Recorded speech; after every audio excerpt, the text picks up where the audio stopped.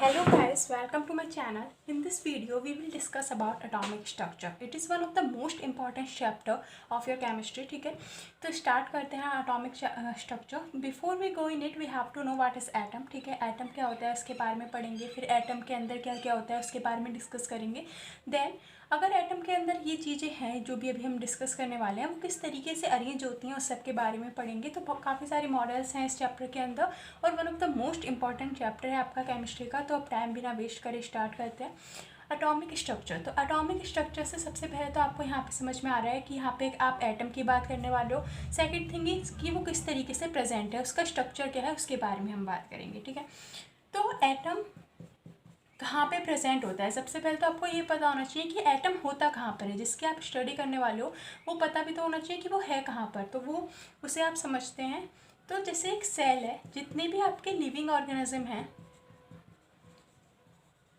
उनके अंदर क्या प्रेजेंट होती है, सेल प्रेजेंट होती है. इसी तरीके से जितने भी हमारे मैटर होते हैं उनके अंदर क्या प्रेजेंट होते हैं, एटम प्रेजेंट होते हैं.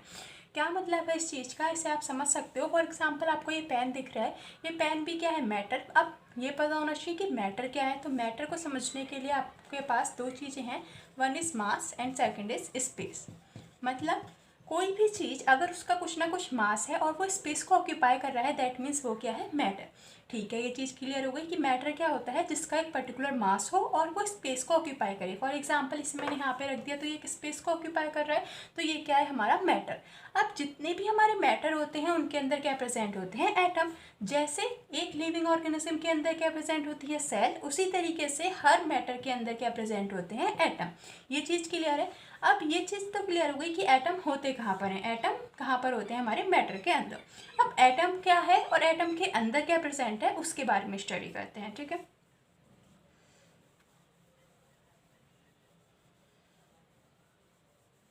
तो एटम क्या है. एटम आप ऐसे समझ सकते हो कि पहले एक साइंटिस्ट थे हमारे, डेल्टन. ठीक है, तो डेल्टन ने कहा कि एटम को आप फर्दर डिवाइड नहीं कर सकते. मतलब जैसे कि ये एक स्मॉलेस्ट चीज़ जिसे आप फिर से तोड़ नहीं सकते, इनडिविजिबल. आप इसे साथ साथ नोट करते रहो. ठीक है, तो इनडिविजिबल पार्टिकल को उन्होंने क्या किया, क्या कहा, एटम कहा कि आप इसे फर्दर ब्रेक नहीं कर सकते, दैट इज एटम. तो इस एक स्मॉलेस्ट चीज़ जो कि मिल करके क्या फॉर्म करती है, पूरा मैटर को फॉर्म करती है, उसे हम क्या बोलते हैं, एटम.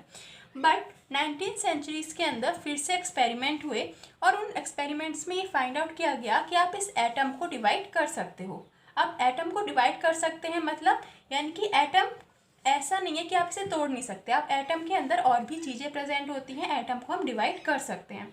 तो एटम को डिवाइड करा गया और इससे तीन बेसिक पार्टिकल्स जो कि आपको पढ़ने हैं, जिन्हें हम बोल सकते हैं सब एटॉमिक पार्टिकल्स. ठीक है, या फिर फंडामेंटल पार्टिकल्स ऑफ एटम. अब वो क्या है, वो हमारे हैं इलेक्ट्रॉन, प्रोटॉन एंड न्यूट्रॉन, जिनकी स्टडी आप 11th क्लास के अंदर करते हैं. अब ऐसा नहीं है कि बस यही तीन चीज़ें हैं एटम के अंदर, इसके अलावा भी काफ़ी सारी चीज़ें हैं जो डिस्कवर हो चुकी हैं. बट आपको क्या पढ़ना है, आपको इन तीनों पार्टिकल्स के बारे में पढ़ना है कि कैसे ये तीनों पार्टिकल्स आइडेंटिफाई हुए. अब अगर आइडेंटिफाई हो गए तो ये किस तरीके से इस एटम के अंदर प्रेजेंट है. ठीक है, तो उसके बारे में हम स्टडी करेंगे. अब इसे रब कर देते हैं और एक एक की डिस्कवरी स्टार्ट करते हैं कि इलेक्ट्रॉन कैसे डिस्कवर हुआ, प्रोटॉन कैसे डिस्कवर हुआ और न्यूट्रॉन कैसे डिस्कवर हुआ. अब जब वो डिस्कवर हो गए तो उसके बाद वो किस तरीके से एटम के अंदर प्रेजेंट है. तो एक साइंटिस्ट थे जे थॉमसन. इनके साथ और भी को वर्कर्स थे बट ये मेन साइंटिस्ट रहे थे. तो हम इन्हीं का एक एक्सपेरिमेंट पढ़ने वाले हैं, that is discharge tube experiment. ठीक है, डिस्चार्ज ट्यूब एक्सपेरिमेंट. इस एक्सपेरिमेंट्स में था क्या, इस एक्सपेरिमेंट से हमारे को इलेक्ट्रॉन क्या होते हैं, किस तरीके से आइडेंटिफाई हुए, वो इस एक्सपेरिमेंट के थ्रू हमें पता चला. तो अब इस एक्सपेरिमेंट के बारे में पढ़ते हैं. तो इसमें क्या था, यहाँ पर दो हमारी इलेक्ट्रोड्स थी. अब इलेक्ट्रोड दो तरीके की होती हैं, कैथोड एंड एनोड. अब कैथोड और एनोड में क्या डिफरेंस है वो हम अभी स्टडी नहीं कर रहे हैं फिलहाल. हम बस आप इसे इतना समझ लो कि इस पर नेगेटिव चार्ज प्रेजेंट है और इस पर क्या है, एनोड पर पॉजिटिव चार्ज है. अब हमने इन दोनों को क्या करा है, एक बैटरी की से नहीं कनेक्ट किया है, किससे कनेक्ट किया है, हमारी हाई वोल्टेज सप्लाई यानी कि दोनों इलेक्ट्रोड्स को हमने हाई वोल्टेज सोर्स से कनेक्ट कर दिया है। यहाँ पे हमने एक क्या लगाया है, वैक्यूम पंप, जिसका क्या काम है, प्रेशर को मेंटेन करके रखना। अब आप कोई भी एक्सपेरिमेंट करते हो तो आपको पता है कि उसके लिए कुछ पर्टिकुलर कंडीशंस होती हैं, बिना कंडीशंस के हम कोई भी एक्सपेरिमेंट परफॉर्म नहीं कर सकते। तो यहाँ पर भी कंडीशंस थी, आपको क्या थी कि एक तो वोल्टेज सोर्स हमारी क्या रहनी चाहिए, हाई। सेकेंड थिंग इज जो प्रेशर है वो कैसा होना चाहिए, लो। अगर आपका प्रेशर हाई है तो ये एक्सपेरिमेंट परफॉर्म नहीं कर सकते, प्रेशर लो होना चाहिए, वोल्टेज हाई होनी चाहिए। ठीक है, समझ में आ गया होगा इतना आपको।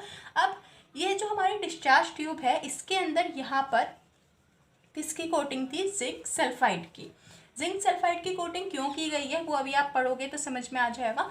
इसके अलावा इसके अंदर यहाँ पर हमारी गैस प्रेजेंट है। अब गैस कोई भी गैस हो सकती है, इन्होंने इस एक्सपेरिमेंट के अंदर ये मेंशन नहीं किया हुआ है कि कौन सी गैस है, पर आप कोई भी गैस यहाँ पर ले सकते हो, ऐसा कुछ पर्टिकुलर गैस नहीं है। ठीक है, तो हमने यहाँ पर एक गैस ले रखी है, हमने यहाँ पे हाई वोल्टेज सोर्स ले रखा है, प्रेशर को हमने लो कर रखा है, एनोड के पीछे हमने जिंक सल्फाइड की कोटिंग कर रखी है। तो इन्होंने देखा जैसे ही हमने वोल्टेज सप्लाई करनी शुरू करी तो ये जो कैथोड है यहाँ से कुछ रेस निकलनी स्टार्ट हुई। ठीक है, इस तरीके से, जो कि हमारी स्ट्रेट लाइन में ट्रेवल करती हुई किस तरफ जा रही थी, एनोड की तरफ। और जब ये एनोड को क्रॉस करके इस मेटल की ट्यूब से टकरा रही थी तो यहाँ पे ये क्या प्रोड्यूस कर रही थी, ग्लो। ग्लो, और आप बोल सकते हो इस फिनोमिना को फ्लोरेसेंस। तो इसे नोट कर लेना साथ साथ कि जैसे ही ये हमारी कैथोड रेस कैथोड से निकलकर एनोड की तरफ गई, जिंक सल्फाइड की प्लेट से ही टकराई और इन्होंने यहाँ पे ग्लो प्रोड्यूस किया, उस फिनोमिना को हम क्या बोलते हैं, फ्लोरेसेंस। तो इससे क्या समझ में आया, इससे ये समझ में आया कि कुछ रेज हैं जो कि कैथोड से निकल रही हैं, जो कि स्ट्रेट लाइन में ट्रेवल कर रही हैं और कहाँ पर जा रही हैं, एनोड की तरफ, और वहाँ पर जाने के बाद ये क्या प्रोड्यूस कर रही हैं, ग्लो प्रोड्यूस कर रही हैं। तो जो हमारी पिक्चर ट्यूब्स होती हैं टीवी के अंदर, उनमें भी यही सेम फिनोमिना होता है। ठीक है, वहाँ पर भी हमारी जिंक सल्फाइड की कोटिंग होती है और ये इस तरीके से पिक्चर ट्यूब से टकराने के बाद आपको शाइन वो करती हैं, ग्लो करती हैं। अब ये तो हमें समझ में आ गया कि कैथोड से एक रे निकल रही थी, तो उन्हें हमने क्या नाम दे दिया, क्योंकि ये कैथोड से निकल रही है इसलिए इसे नाम दे दिया कैथोड रेस। ठीक है, अब इनकी कुछ प्रॉपर्टीज़ हैं तो उन्हें आप नोट डाउन कर लो। मैं सारा यहाँ पे लिख नहीं रही हूँ बिकॉज जस्ट टाइम वेस्ट होगा, आप वॉच करोगे उसमें भी टाइम वेस्ट होगा, मैं लिखूँगी फिर आप देखोगे, तो इसे मैं बोल रही हूँ, आप साथ साथ इसे नोट करो। कैथोड रेस क्या है, पहली बात कि ये स्ट्रेट लाइन में ट्रेवल करती हैं, ये चीज़ क्लियर है। सेकेंड पॉइंट कि जब हम इन्हें इलेक्ट्रिक फील्ड हो या फिर मैग्नेटिक फील्ड हो, इलेक्ट्रिक फील्ड या फिर मैग्नेटिक फील्ड की प्रेजेंस में क्या करती हैं, जैसे अभी तो ये स्ट्रेट लाइन में ट्रेवल कर रही हैं, but in presence of electric और मैग्नेटिक फील्ड्स ये अपने पाथ से डेविएट कर जाती हैं। ठीक है, ये चीज़ क्लियर हुई कि अगर कोई भी हमारी फील्ड नहीं प्रेजेंट है तो ये स्ट्रेट लाइन में ट्रेवल करेंगी, इन प्रेजेंस ऑफ इलेक्ट्रिक या फिर magnetic field they deviate from there path. Third point आपको यहाँ पर पता होना चाहिए कैथोड रेस के बारे में कि ये हमारी, जैसे इसे आप ऐसे समझ सकते हो, ये हमारी कोई एक मेटल है, हैवी मेटल। ठीक है, जब कैथोड की रेस इससे टकराई तो यहाँ पे इन्होंने क्या प्रोड्यूस करी, एक्स रे। तो ये एक इसकी एक इम्पॉर्टेंट प्रॉपर्टी है कि वेन एवर कैथोड रेस किसी हैवी मेटल के साथ टकराती हैं तो क्या प्रोड्यूस करती हैं, एक्स रेस प्रोड्यूस करती हैं। तो ये तीसरी पॉइंट आपको समझ में आ गया। इसके अलावा अगर हम यहाँ पर एल्युमिनियम की शीट लें, ठीक है, तो एल्युमिनियम की शीट अगर थिन एल्युमिनियम शीट है, कंडीशन याद रखना, थिन एल्युमिनियम शीट अगर हम ले रहे हैं तो इसको ये क्या कर जाती है, पेनिट्रेट। पेनिट्रेट का क्या मतलब होता है, आर पार हो जाना। फॉर एग्जांपल दिस है, मेरा ये हैंड है और यहाँ से कैथोड रेस गई, तो अगर यहाँ पे आप इस हैंड की जगह एल्युमिनियम शीट एज्यूम कर लो तो ये क्या कर जाएंगी, इसको क्रॉस कर जाएंगी। तो वो हमारी जो कैथोड रेस हैं ये क्या होती हैं, पेनिट्रेट कर जाती हैं फ्रॉम थिन एल्युमिनियम शीट्स। ठीक है, अब इसे रब करते हैं। इसके अलावा और भी प्रॉपर्टीज़ हैं, तो हमने 4 प्रॉपर्टीज़ डिस्कस कर ली हैं। इसके अलावा 5th प्रॉपर्टी क्या है, ये क्या करती हैं, आयनाइजेशन। आयनाइजेशन का क्या मतलब है, जैसे कोई गैस है मेरे पास यहाँ पर, ठीक है, फॉर एग्जांपल हाइड्रोजन या फिर कोई भी गैस है, तो जैसे ही हम इन गैस में से कैथोड रेस को पास आउट करवाते हैं तो इस गैस का क्या कर देती हैं, आयनाइजेशन। आयनाइजेशन से आप ऐसे समझ सकते हो कि उसे आयन में कन्वर्ट कर देती हैं। तो ये चीज़ क्लियर है। इसके अलावा ये हीटिंग इफेक्ट भी प्रोड्यूस करती हैं। तो ये कुछ इसकी इंपॉर्टेंट प्रॉपर्टीज़ हैं। पहली कि स्ट्रेट लाइन में ट्रेवल करती हैं, in presence of electric field ये डेविएट कर जाती हैं अपने पास से, in presence of magnetic field ये अपने पास से डेविएट कर जाती हैं। अगर हैवी मेटल से टकराती हैं तो क्या प्रोड्यूस करती हैं, एक्स रेज। अगर ये थिन शीट से इनको हम पास कराते हैं तो उससे पेनिट्रेट कर जाती हैं, आयनाइजेशन इफेक्ट प्रोड्यूस करती हैं और हीटिंग इफेक्ट प्रोड्यूस करती हैं। तो ये चीज़ें क्लियर हो गई।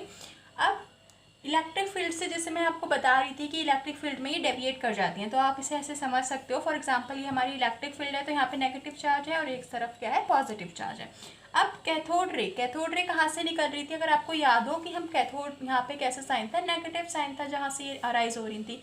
तो जिस पे नेगेटिव चार्ज है वो कहाँ जाना प्रेफर करेगा, पॉजिटिव की तरफ, क्योंकि हमें पता है कि सेम चार्ज एक दूसरे को क्या करते हैं, रिपेल, और अपोजिट चार्ज एक दूसरे को क्या करते हैं, अट्रैक्ट। ठीक है, तो अब जब हम इस कैथोड रे को इस इलेक्ट्रिक फील्ड से पास आउट करवाने की कोशिश करेंगे तो ये कहाँ जाएगी, अब ये पहले तो ऐसे चल रही है, अब यहाँ पर इलेक्ट्रिक फील्ड है हमारी,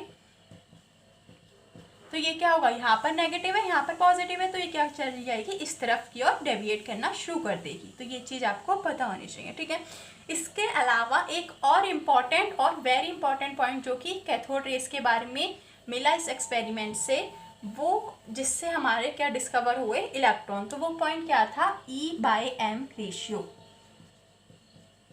E/m रेशियो क्या है, m क्या है हमारा यहाँ पर मास, ठीक है, and E is denote here charge. तो इस एक्सपेरिमेंट के टाइम पे ये फाइंड आउट किया गया कि जो E/m रेशियो है वो हर कैथोड रेस का क्या है, सेम है। सेम है का क्या मतलब है, अब यहाँ पर आप कोई भी गैस ले लो या फिर कोई भी आप कैथोड ले लो, यानी कि जो आपने मेटल की कैथोड ले रखी होगी और गैस ले रखी होगी उसके नेचर पे E/m रेशियो डिपेंड नहीं करता। ठीक है, तो कोई भी आपने गैस ले रखी है, कोई भी आपने कैथोड का जो भी नेचर है उस पर डिपेंड नहीं करेगा। E/m रेशियो ये हमेशा क्या रहेगा, सेम रहेगा हर एक कैथोड रेस का। यहाँ से अब क्या फाइंड आउट हुआ कि अगर E/m रेशियो सेम है तो हर एक मेटल या फिर हर एक कोई भी हमारी जो मेटल हो, नॉन मेटल हो, कोई भी ये जो हमारी प्लेट थी, कि इसके अंदर कुछ एक ऐसे पार्टिकल प्रेजेंट हैं जिनका जो कि सब में कॉमन है और जिनका charge by mass ratio same है। तो जे थॉमसन ने क्या कहा, इस एक्सपेरिमेंट को फर्दर कंटिन्यू करा। उन्होंने यहाँ से फाइंड आउट किया कि जो E/m रेशियो है जो कि सबका सेम आ रहा है, तो यहाँ से इन्होंने चार्ज फाइंड आउट करा। चार्ज जो हमारा निकल के आया था वो क्या कहते हैं, E/m रेशियो। तो इसे हाँ, तो E/m रेशियो क्या था, सबका क्या आ रहा था, सेम आ रहा था। कैसे, ये हमने देखा उस एक्सपेरिमेंट के टाइम पे जब हम वो डिस्चार्ज ट्यूब वाला एक्सपेरिमेंट पढ़ रहे थे। अब तो जे थॉमसन हमारे जो साइंटिस्ट थे उन्होंने क्या किया, इस E/m रेशियो की वैल्यू फाइंड आउट की। तो उन्होंने देखा जो वैल्यू आ रही थी वो क्या आ रही थी, 1.759 × 10⁸ कूलम पर ग्राम। तो उन्होंने देखा कि आप कोई भी गैस ले लो, ठीक है, कोई भी आप कैथोड ले लो, यानी कि नेचर ऑफ गैस और नेचर ऑफ कैथोड पे ये वैल्यू डिपेंड नहीं कर रही थी। हर एक गैस की, हर एक नेचर ऑफ कैथोड पे ये वैल्यू क्या आ रही थी, सेम आ रही थी। तो अब इससे एक चीज़ प्रूफ हुई, वो क्या, कि एक एटम के अंदर, एटम कहाँ पे प्रेजेंट है, हमारी मैटर के अंदर, इस एटम के अंदर कोई एक ऐसी चीज़ है जो कि हमारे सारे एटम के अंदर प्रेजेंट होती है। ठीक है, तो अब यहाँ पर ये तो पता चल गया कि एटम के अंदर कुछ एक ऐसा है जो कि सारे एटम्स के अंदर प्रेजेंट है। तो एक साइंटिस्ट थे हमारे, उन्होंने इस पार्टिकल को क्या नाम दिया, इलेक्ट्रॉन नाम दिया, और वो साइंटिस्ट कौन थे, H.A. लॉरेंस। इन्होंने इस पार्टिकल को क्या नाम दिया, इलेक्ट्रॉन। ठीक है, तो अब हमारे पास E/m रेशियो है। तो एक साइंटिस्ट, अनदर साइंटिस्ट थे, दैट इज R.A. मिलिक। इन्होंने इसका चार्ज फाइंड आउट किया, किसका, इलेक्ट्रॉन का, which is equal to 1.602 × 10⁻⁻19 coulomb.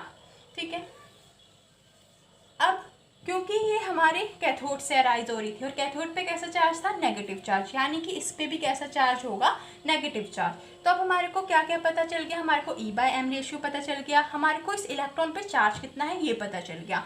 अब अगर हमारे पास ये दो वैल्यूज़ हैं तो इससे हम एक तीसरी वैल्यू फाइंड आउट कर सकते हैं, that is mass of electron. कैसे, E/m रेशियो। E/m रेशियो किसने फाइंड आउट किया, जे थॉमसन के एक्सपेरिमेंट से। चार्ज हमारे को अभी कहाँ से मिला, R.A. मिलिगन के एक्सपेरिमेंट से। तो अगर हम इन दोनों वैल्यूज़ को पुट करते हैं यहाँ पर, that is 1.602 × 10⁻⁻19 coulomb upon 1.759 into 10⁸ coulomb पर ग्राम। अगर हम इन दोनों वैल्यूज़ को सॉल्व करें तो हमारे को क्या पता चल जाएगा, mass of electron which is equals to 9.108 into 10⁻31 kg। अब यहाँ पे आप देख सकते हो दैट इज़ कितना मास आ रहा है हमारा, -31 kg। तो इससे आप समझ सकते हो कि ये जो मास है कितना कम है, एकदम नेग्लिजिबल मास था हमारा इलेक्ट्रॉन का, ये आपको पता होना चाहिए। तो अब ये जो मास है जो कि किसके इक्वल है, 9.108 इंटू 10⁻31 kg, से याद कर लेना। ये आपको क्या है पता होना चाहिए, एक तो मास ऑफ इलेक्ट्रॉन और दूसरा चार्ज ऑन इलेक्ट्रॉन, ठीक है। तो अब हमारे पास मास भी था, हमारे पास चार्ज भी था, तो ये भी फाइंड आउट किया गया कि ये जो मास था इतना कम था कि हाइड्रोजन का 1/837 के बराबर था। यानी कि एक आपका हाइड्रोजन एटम भी कितना, इससे कितने गुना हैवी था, 1837 टाइम्स हैवी था, ठीक है, मास। ये चीज़ क्लियर हो गई। तो अब आपको ये पता चल चुका है कि इलेक्ट्रॉन क्या है, इलेक्ट्रॉन पे चार्ज क्या है, इलेक्ट्रॉन कहाँ प्रेजेंट होता है। तो अब आप डिफाइन कर सकते हो इलेक्ट्रॉन को कैसे। इलेक्ट्रॉन इज अ सब एटॉमिक पार्टिकल ऑफ एटम, एक चीज़ आप ये बोल सकते हो। दूसरा आप बोल सकते हो कि जिसका मास कितना होता है, 9.108 इंटू 10⁻31 kg, ये बोल सकते हो। थर्ड, इसके ऊपर नेगेटिव चार्ज प्रेजेंट होता है which is equal to 1.602 into 10⁻19 coulomb. और एक चीज़ और बोल सकते हो कि ये इसका जो मास है 1/1837 mass of hydrogen atom, mass of hydrogen atom, ठीक है। तो अब आपको यहाँ से इलेक्ट्रॉन की डेफिनेशन क्लियर हो गई है। तो अभी तक हमने क्या क्या पढ़ा उसको एक बार रिकॉल कर लेते हैं। सबसे पहले तो हमने ये पढ़ा कि एटम कहाँ पे प्रेजेंट होता है, मैटर के अंदर। हमने ये पढ़ा कि हर एक मैटर के अंदर क्या प्रेजेंट होते हैं, एटम प्रेजेंट होते हैं। उससे पहले हम ये पढ़ रहे थे कि एक जो डाल्टन थे उन्होंने कहा था आप एटम को डिवाइड नहीं कर सकते हो, बट फिर से हमने एटम को क्या कर दिया, डिवाइड कर दिया and further experiment in electron, proton and neutron. फिर हमने क्या पढ़ना शुरू किया कि इलेक्ट्रॉन होता क्या है, कैसे हमने इसे आइडेंटिफाई किया। तो हमने उसके लिए एक डिस्चार्ज ट्यूब एक्सपेरिमेंट पढ़ा। उस डिस्चार्ज ट्यूब एक्सपेरिमेंट में हमने यहाँ पे 2 मेटल इलेक्ट्रोड्स ले रखी थी, यहाँ पे कैथोड थी, यहाँ एनोड थी, यहाँ पे जिंक सल्फाइड की कोटिंग थी। इसके अलावा हमने इसे वैक्यूम पंप से कनेक्ट कर रखा था। यहाँ पे हमारा प्रेशर कैसा था, लो था, और हमने यहाँ पे हाई वोल्टेज सोर्स से कनेक्ट कर रखा था। तो यहाँ पे हमने देखा कि कुछ कैथोड रेस निकल रही थी जो कि यहाँ पे क्या प्रोड्यूस कर रही थी, ग्लो प्रोड्यूस कर रही थी, ठीक है। अब इसके बाद हमने कुछ कैथोड रेस, क्योंकि अब ये जो रेस थी ये कैथोड से निकल रही थी, इसलिए इसे हमने नाम क्या दे दिया, कैथोड रे। फिर हमने इसकी कुछ प्रॉपर्टीज़ पढ़ी कि ये स्ट्रेट लाइन में ट्रैवल करती है, इलेक्ट्रिक फील्ड में ये डेविएट हो जाती है, मैग्नेटिक फील्ड में ये डेविएट हो जाती है अपने पाथ से। इसके अलावा हमने पढ़ा कि एक हैवी मेटल से टकराती है तो ये एक्स रेस प्रोड्यूस करती है। फिर हमने पढ़ा कि अगर थिन एल्युमिनियम की शीट होगी तो उसे ये पेनिट्रेट कर सकती है। इसके अलावा एक और प्रॉपर्टी आपको पता होनी चाहिए कैथोड रेस की, कि इनके पास क्या प्रेजेंट होती है, अपनी काइनेटिक एनर्जी, और ये किसकी ऐसी होती हैं, मटेरियल पार्टिकल्स। तो cathode rays have their own kinetic energy and they are material particles, ठीक है। तो ये सारी प्रॉपर्टीज़ हमने पढ़ी। फिर हमने क्या पढ़ा कि ये इलेक्ट्रॉन क्या है, इलेक्ट्रॉन पे चार्ज कितना है, इलेक्ट्रॉन का मास कितना है, हाइड्रोजन के मास के कंपेयर में कितना है, कितना ये नेग्लिजिबल मास है, ये सारी चीज़ें हमने पढ़ी, ठीक है। तो अब हमारे को इलेक्ट्रॉन की सारी डिस्कवरी के बारे में पता चल चुका है। जे थॉमसन ने इलेक्ट्रॉन को डिस्कवर किया है ये पता चल चुका है। डिस्चार्ज ट्यूब एक्सपेरिमेंट के बारे में पता चल चुका है। चार्ज इलेक्ट्रॉन का किसने फाइंड आउट किया था, R.A. मिलिकन थे, उन्होंने ऑयल ड्रॉप एक्सपेरिमेंट था एक, उससे फाइंड आउट किया था। वो एक्सपेरिमेंट नहीं पूछा जाता है।